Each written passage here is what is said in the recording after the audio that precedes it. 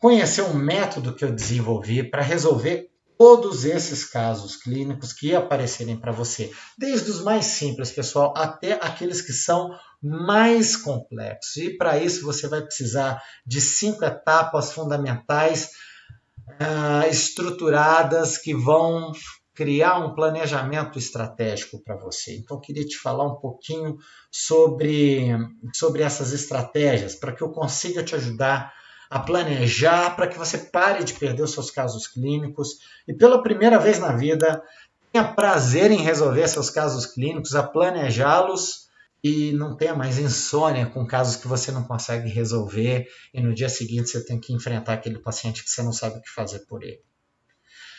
Esse planejamento estratégico, pessoal, que eu vou te falar aqui, ele é baseado em 5 etapas capitais que você não pode deixar de fazer. A primeira delas chama-se diagnóstico estratégico. Nesse primeiro momento, você vai colher todas aquelas informações que são muito importantes para você fazer um planejamento correto.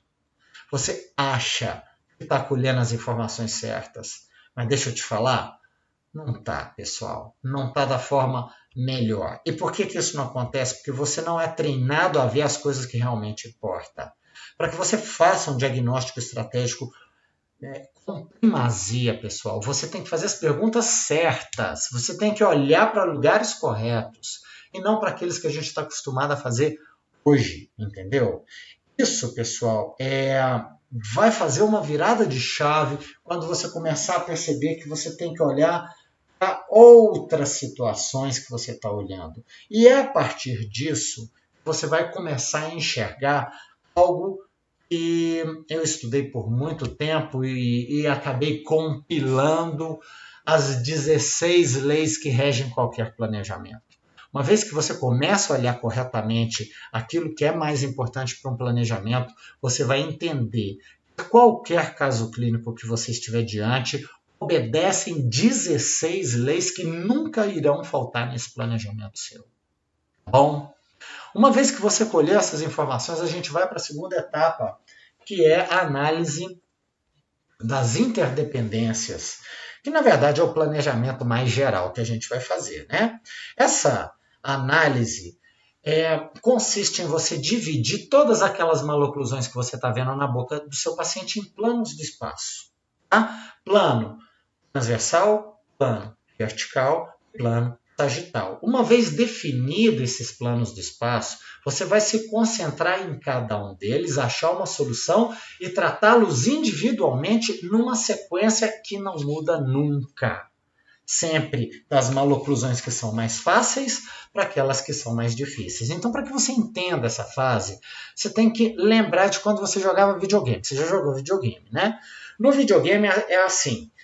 Você já parou para pensar que toda vez que você precisa passar para uma outra fase, você precisa de cumprir pequenos objetivos para que o jogo te libere fases que são mais complexas? Assim é seu planejamento ortodôntico. Ou seja, para que você passe para uma fase posterior do seu planejamento, você tem que cumprir alguns objetivos específicos da primeira fase. É assim que funciona. Tudo bem? E mais do que isso, assim como acontece no videogame, à medida que você vai passando de fase para zerar o joguinho, as últimas fases não são sempre aquelas mais difíceis, onde você tem que matar um monstrão lá. Assim é no planejamento ortodôntico também. Cada vez que você dá um passo mais à frente, a maloclusão a ser abordada naquele momento, ela torna-se mais complexa. O que eu quero te dizer? Primeiro, você vai tratar os problemas transversais. Geralmente são muito simples. Depois a gente vai para os problemas verticais, mordida profunda, mordida aberta, que tem um grau de complexidade maior. E os problemas sagitais é o monstrão do seu videogame. São aqueles que vão te dar mais trabalhos de corrigir e são deixados por último exatamente por isso. Sempre nessa ordem. Depois da análise das interdependências, a gente vai agora para o sequenciamento. E o que consiste o sequenciamento? Nada mais do que detalhar o seu tratamento, tá? Aproveite, tá? Aproveite para você sequenciar todas as fases que você tem que fazer passo a passo e de preferência consulta a consulta, tá? Esse é um momento em que você vai olhar para cada problema que você encontrou em cada plano do espaço e tem que definir respostas para 3 perguntas que são básicas. Por quê? Porque nessa fase eu quero te dizer uma coisa, eu quero te fazer uma promessa. Se você me responder 3 únicas perguntas sobre a sua maloclusão, eu sei o que fazer por ela. Então vamos lá. Eu tenho um caso, Giovanni, que é uma classe 2. Essa classe 2 ela é esquelética. Tá? A idade do meu paciente é 8 anos de idade e a severidade é uma classe 2 completa. O que eu uso? A e B de puxada alta. Por que eu cheguei nessa conclusão? Porque todo o problema, toda maloclusão, para que você a resolva com primazia, você tem que me informar qual é a etiologia, a causa dessa maloclusão, qual é a idade do seu paciente e qual é a severidade da maloclusão. Se você me responder essas 3 perguntas, eu te prometo que eu consigo te ajudar sobre o que fazer por esse caso clínico em especial. E assim vai funcionar para todos os tipos de maloclusão. Então, essa é a fase onde você vai prestar mais atenção naquelas maloclusões individuais, tá bom? Muito bem, uma vez que eu passei pelo sequenciamento, eu vou para a próxima fase que chama-se individualização do planejamento e que conta muito com a empatia que devemos ter com o nosso paciente. É muito difícil que você tenha que alterar um planejamento no meio. Tá? Isso é muito pouco provável você ter que fazer um desvio significativo, né? Porque, ao contrário do que a gente imagina por aí, não existem várias formas de se chegar ao mesmo resultado. Não sei, você já escutou isso, né? Não, em ortodontia existem vários planejamentos para se chegar no mesmo resultado. Isso não é verdade. Eu posso te dizer que existem várias formas de executar aquele planejamento, mas planejamento é quase que imutável, tá bom? Então, esse momento da individualização é aquele em que você planeja dente a dente, é aquele em que você perde tempo para trocar a prescrição que você usa do seu bracket por uma prescrição que seja mais eficiente para aquela maloclusão específica. É nesse momento que você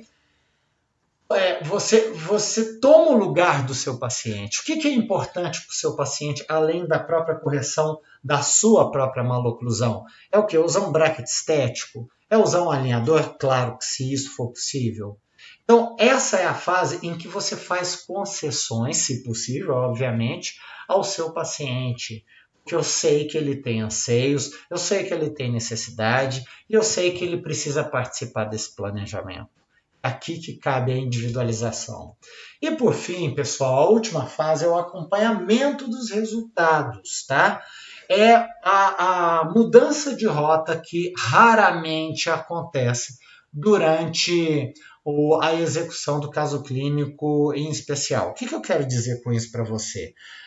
A gente não muda nunca um planejamento? Olha, é muito raro, mas pode acontecer. E por que isso acontece? Porque tem variáveis, elas são difíceis de serem mensuradas quando a gente tem um primeiro contato com o paciente. Eu estou falando da colaboração dele. Então veja bem, suponha que chega para você, Giovanni, eu planejei utilizar um aparelho Bionator no meu paciente, porque a mãe falou que ele usa, que ele é uma gracinha. E aí tudo bem, passado um ano que você está com aquele Bionator na boca, você nota que não está tendo resultado nenhum.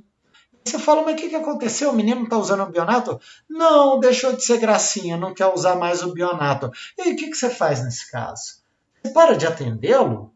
Você joga o seu planejamento no lixo? Não pode fazer isso. Você vai ter que alterá-lo, porque a colaboração do paciente é uma variável que você não conseguia mensurar lá quando você fez o planejamento inicial desse paciente. Então, o que você faz? Tudo bem, não dá para tratar com Bionator?